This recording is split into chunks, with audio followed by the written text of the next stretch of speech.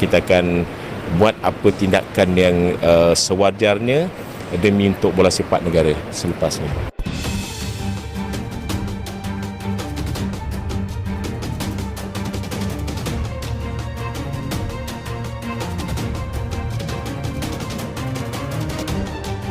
Wow, dikira Indonesia takut, AFF sok sangar coret Indonesia dari anggota.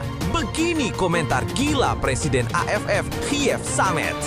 Baru-baru ini, keputusan mengejutkan datang dari Federasi Sepak Bola Asia Tenggara (AFF) yang mencoret Indonesia dari salah satu agenda resmi mereka. Langkah ini memunculkan kesan seolah AFF ingin menunjukkan sikap tegas kepada Indonesia. Namun, bukannya mundur, Indonesia justru menyiapkan langkah tandingan dengan mengadakan Piala Kemerdekaan yang digelar sebagai ajang pembuktian kekuatan sepak bola nasional. Turnamen ini diikuti beberapa tim kuat dari luar AFF, menjadi kesempatan emas bagi timnas Garuda untuk menunjukkan performa terbaik di depan publik sendiri. Namun, nampaknya AFF tidak terima dengan keputusan itu. Indonesia harusnya meminta izin dulu, jangan asal menyelenggarakan turnamen. Indonesia harus didenda sebesar 200 juta. Tapi, Mimin minta tolong tonton video ini sampai selesai agar tidak ada kesalahpahaman yang terjadi. Dan tak bosan-bosan juga, tolong like dan share video ini ke media sosial kalian agar semua orang tahu apa yang sedang terjadi. Sementara itu, di sisi lain, di saat AFF sibuk mengurusi Indonesia dan marah-marah, kabar sangat bagus datang. Pelatih timnas Indonesia, Shin Tae-yong, mengungkapkan 3 nama pemain yang paling ia rindukan selama melatih skuad Garuda. Pengakuan itu ia sampaikan saat menjadi tamu di podcast milik mantan penerjemahnya. Dalam obrolan santai tersebut, Jong menanyakan pemain mana saja yang membuat sang pelatih asal Korea Selatan itu kangen. Tanpa ragu, Shin menyebut 3 nama, Rizky Ridho, Pratama Arhan, dan Witan Sulaiman. Mereka seperti anak-anak saya sendiri, tapi yang paling saya rindukan adalah generasi pertama yang saya bentuk untuk persiapan Piala Dunia U20 2021. Mereka adalah Rizky Ridho, Pratama Arhan, dan Witan Sulaiman, ujar Shin Tae-yong. Sayangnya, Piala Dunia U20 2021 batal digelar karena pandemi COVID-19.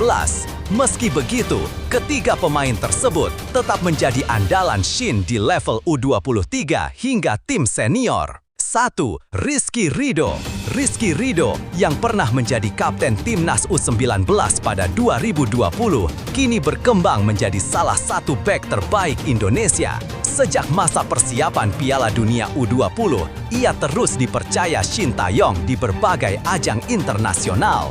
2. Pratama Arhan. Sejak membela timnas U19, Arhan juga menjadi pemain kesayangan Shin. Dukungan sang pelatih membuatnya berani mencoba peruntungan di luar negeri. Saat ini, ia bermain untuk Bangkok United di Liga 1 Thailand. Musim lalu, klubnya hanya terpaut 1 poin dari juara bertahan Buriram United.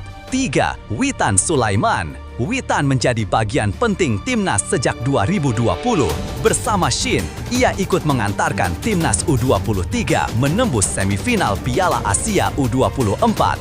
Kini, ia memperkuat Persija Jakarta dan tetap menjadi pemain yang diperhitungkan di skuad nasional. Nah, sebelum lanjut mendengar berita ini, untuk para netizen, keluarkan 1 kalimat pamungkas untuk menanggapi kabar ini. Ayo teman, berikan tanggapan kalian di kolom komentar. Bravo Timnas, bravo Patrick Kluivert, bravo PSSI. Ayo Garuda, buktikan bahwa level kita sudah dunia. Buktikan bahwa kita adalah raksasa Asia. Tiket Piala Dunia harga mati. Di sisi lain, jangan lupa juga 1 kalimat khusus untuk Patrick Kluivert CS yang sedang berusaha keras memajukan sepak bola Indonesia. Silahkan tulis di kolom komentar. Ayo terbang tinggi Garuda. Mari kita lanjut teman-teman. Selain 3 nama tersebut, Shin Tae-yong juga menyebut beberapa pemain lain yang ia kagumi, seperti Ivar Jenner, Rafael Struijk, Justin Hubner, Jay Itzes, dan Kevin Dix. Namun, generasi pertama yang ia bentuk tetap memiliki tempat spesial di hatinya. Lebih lanjut, alasan Timnas Indonesia U17 berpeluang menang besar atas Uzbekistan U17 di Piala Kemerdekaan 2025. Timnas Indonesia U17 diprediksi memiliki peluang besar untuk meraih kemenangan telak saat menghadapi Uzbekistan U17 di laga kedua Piala Kemerdekaan 2025. Pertandingan ini dijadwalkan berlangsung di Stadion Utama Sumatera Utara, Deli Serdang, pada Jumat 15 Agustus 2025 pukul 19.30 WIB. Salah satu faktor yang membuat peluang Garuda Asia terbuka lebar adalah kondisi skuad Uzbekistan U17 yang tidak diperkuat pemain terbaiknya. Federasi Sepak Bola Uzbekistan UFA memilih mengirimkan tim yang sebagian besar diisi pemain U16 yang sebenarnya disiapkan untuk Piala Asia U17 tahun depan. Padahal Uzbekistan U17 versi lengkap adalah juara Piala Asia U17 2025. Mereka meraih gelar tersebut dengan catatan sempurna, memenangkan semua laga, dan bahkan mengalahkan Arab Saudi 2-0 di final meski bermain dengan 9 pemain sejak babak pertama. Namun di Piala Kemerdekaan kali ini, kekuatan mereka jauh berkurang. Hasilnya terlihat di pertandingan pembuka, di mana mereka kalah telak dari Mali U17, tim yang menjadi runner-up Piala Afrika U17 2025 dan sedang mempersiapkan diri untuk Piala Dunia U17 2025. Sementara itu, skuad asuhan Islam Ismailov sebenarnya tengah bersiap menghadapi lawan-lawan kuat seperti Inggris, Kanada, dan Maroko di laga uji coba internasional pada awal September 2025. Hal ini membuat penampilan mereka di Piala Kemerdekaan tidak menjadi prioritas utama. Bagi Timnas Indonesia U17, bermain di hadapan pendukung sendiri tentu menjadi modal berharga.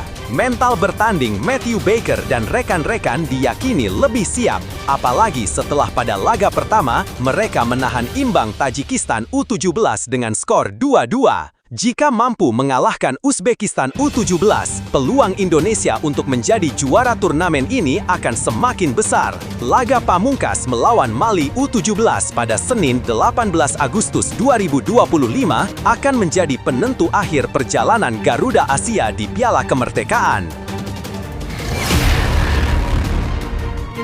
Erick Thohir bangga pada Timnas Indonesia U17 meski hanya imbang lawan Tajikistan di Piala Kemerdekaan 2025. Timnas Indonesia U17 memulai langkah di Piala Kemerdekaan 2025 dengan hasil imbang 2-2 melawan Tajikistan U17. Laga yang berlangsung pada Selasa malam 12 Agustus 2025 di Stadion Utama Sumatera Utara, Deli Serdang, itu menjadi tontonan yang memicu emosi para supporter. Meski kemenangan belum diraih, Ketua Umum PSSI, Erick Thohir, menegaskan rasa bangganya terhadap performa tim muda Garuda. Pertandingan berlangsung di hadapan lebih dari 12.000 penonton yang memenuhi tribun. Sorak-sorai pendukung Indonesia menggema sejak pemanasan hingga peluit akhir dibunyikan. Dukungan yang begitu masif ini membuat atmosfer pertandingan terasa istimewa, layaknya laga final. Garuda Muda tampil penuh semangat sejak menit awal. Tekanan yang diberikan akhirnya membuahkan hasil di menit ke-34 saat Mochammad Mierza sukses memanfaatkan peluang menjadi gol pembuka. Namun keunggulan itu tak bertahan lama. Hanya 2 menit berselang, Zarif Zoda Zarif dari Tajikistan memaksa skor kembali imbang 1-1. Memasuki babak kedua, Indonesia kembali menemukan momentumnya. Fadli Alberto mencetak gol pada menit ke-50 dan membuat para pendukung bersorak histeris. Sayangnya, drama terjadi di menit-menit akhir. Saat waktu normal tinggal 1 menit, Syurali Zoda Nazrullah berhasil menyamakan kedudukan menjadi 2-2, membuat harapan akan kemenangan perdana pupus di depan mata. Erick Thohir melalui akun Instagram pribadinya mengaku cukup puas dengan kerja keras para pemain. Timnas Indonesia U17 sempat unggul 2 kali meski akhirnya harus puas bermain imbang. Anak-anak sudah berjuang maksimal dan menunjukkan mental bertanding yang baik, tulis Erick. Tak hanya menyoroti performa di lapangan, Erik juga memberikan apresiasi terhadap penyelenggaraan turnamen ini.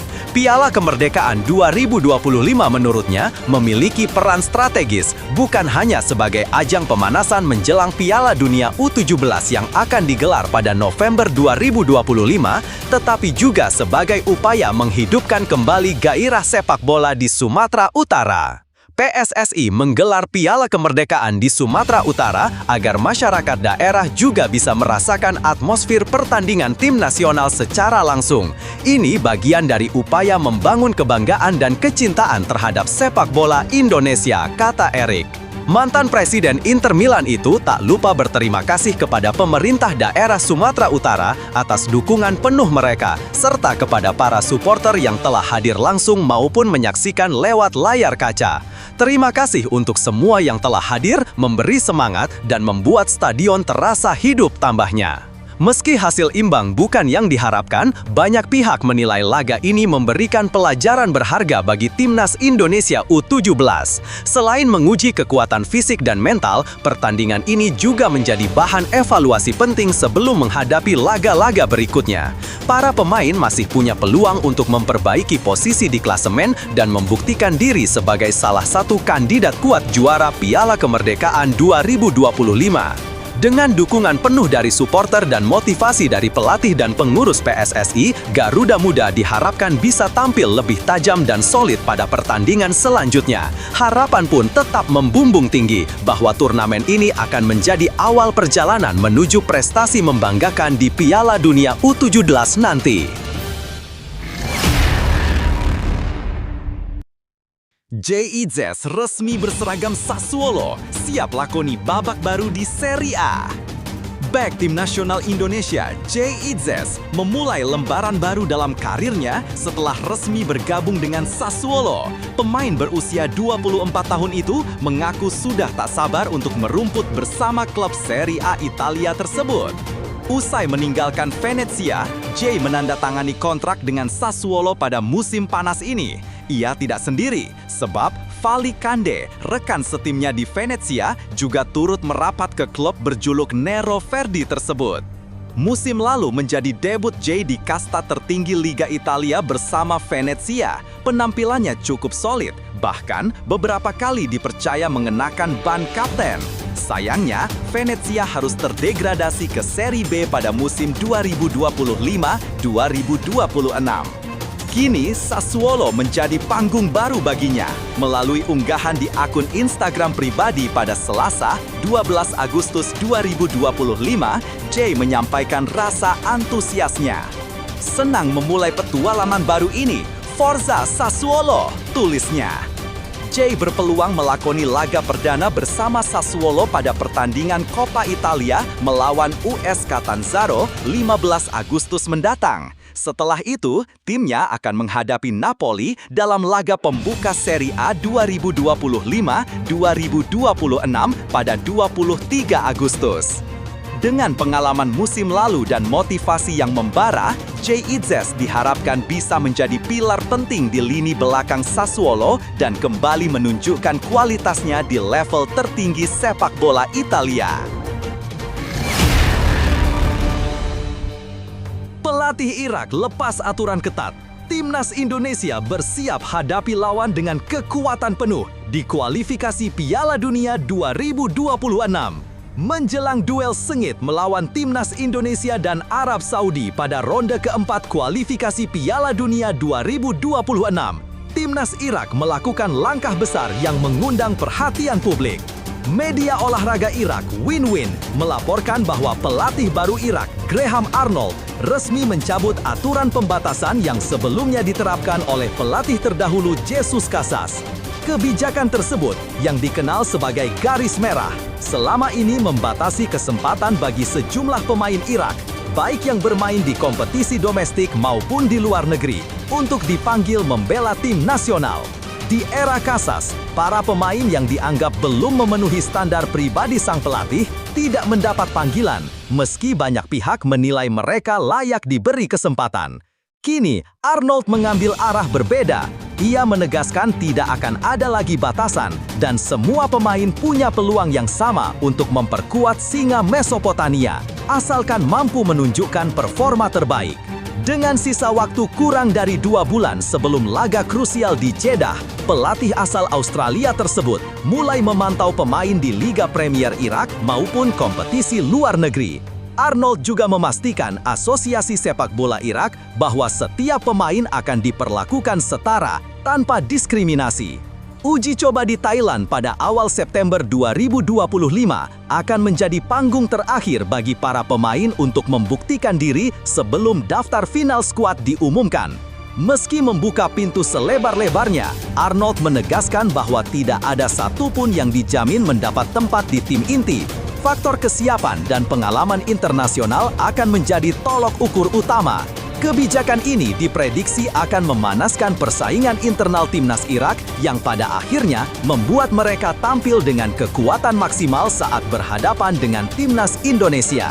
Bagi pasukan Patrick Kluivert, ini berarti mereka akan menghadapi lawan yang datang dengan motivasi tinggi dan skuad terbaik pada laga hidup mati tersebut. Saran Shin Tae-yong ke Patrick Kluivert bikin timnas Indonesia lolos Piala Dunia 2026. Mantan pelatih timnas Indonesia Shin Tae-yong memberikan masukan kepada penerusnya Patrick Kluivert. Menurut Shin, hal terpenting yang harus dilakukan Kluivert adalah membangun kekompakan tim di semua lini. Ia menilai menghadapi lawan-lawan yang rata-rata lebih kuat, Indonesia membutuhkan persiapan yang benar-benar matang. Patrick adalah pelatih setelah saya, jadi saya tidak mau mengkomentari atau mengkritik terlalu jauh. Tapi yang jelas kekompakan itu penting. Lawan kita kualitasnya di atas, jadi analisis dan persiapan harus lebih detail, kata Shin dalam wawancara di kanal YouTube Jackpot Kamis 14-8 Agustus 2025. Dalam perjalanan timnas di kualifikasi Piala Dunia 2026.